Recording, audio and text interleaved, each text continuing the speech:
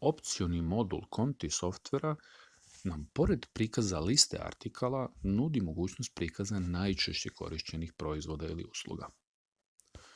Pregledan način da se izda račun. Sva prazna polja se mogu iskoristiti za dodavanje jednog ili grupe artikala.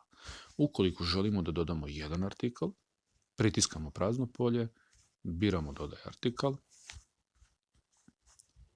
pronalazimo artikal koji želimo, potvrđujemo, biramo boju kojom želimo da bude označen i također potvrđujemo. Pritisak na artikal je isti kao i pritisak na ime u listi artikala.